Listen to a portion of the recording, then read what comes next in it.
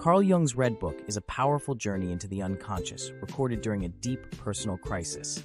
Instead of suppressing his internal chaos, Jung dove inward, documenting dreams, visions, and dialogues with inner figures.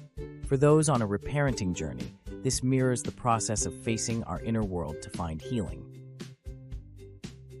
The book begins with Jung's use of active imagination, a technique of consciously engaging with the unconscious. He wrote and painted what emerged, inner voices, symbols, and archetypes. This is relevant for reparenting because inner child work often requires us to access and communicate with parts of ourselves that were silenced or neglected. One of the most crucial elements in the Red Book is the appearance of archetypes, especially the shadow. The shadow is everything we've repressed or disowned, often formed in early life. Reparenting invites us to recognize and embrace these hidden parts instead of continuing to abandon them. Jung experiences a descent into his own psychic underworld, much like the mythic hero's journey. This descent is symbolic of trauma healing, going into the dark places within ourselves to recover what was lost.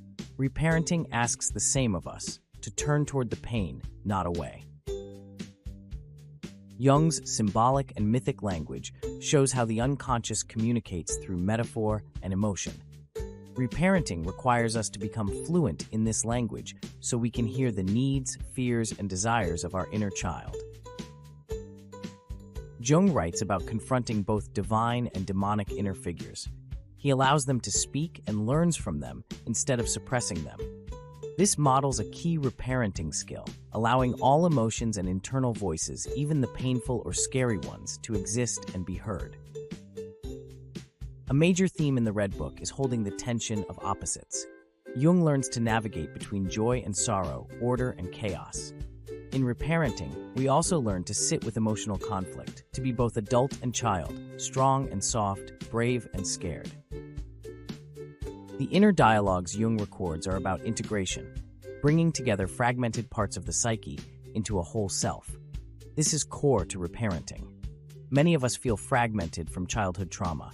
Healing involves retrieving and integrating the parts of us that were hidden, rejected, or wounded. Jung's personal revelations came not just from words, but from art.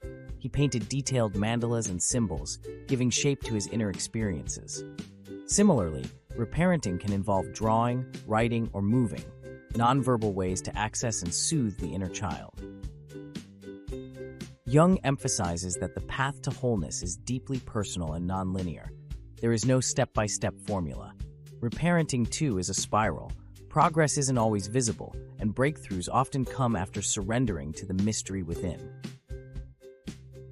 He writes, "The soul demands your folly, not your wisdom." This means healing isn't about perfection, it's about authenticity. Reparenting isn't about becoming a flawless parent to yourself, but a real one, present, imperfect, and loving. Jung also shows that inner work is not about escaping the world, it's about changing how we engage with it. The more we integrate our inner world, the less we act out old patterns externally. Reparenting brings the same transformation, fewer reactions, more rooted responses. The Red Book is challenging and abstract, but its message is clear. Your inner world is rich, meaningful, and worthy of attention. Just like a neglected child, your unconscious only needs presence and patience to begin healing. For anyone reparenting themselves, Jung's Red Book is a reminder that the answers are already inside you. The journey may be intense, but it is also sacred. Healing is remembering and reclaiming who you truly are. To learn more about Reparenting Daily, check out the website and the 3 podcasts below.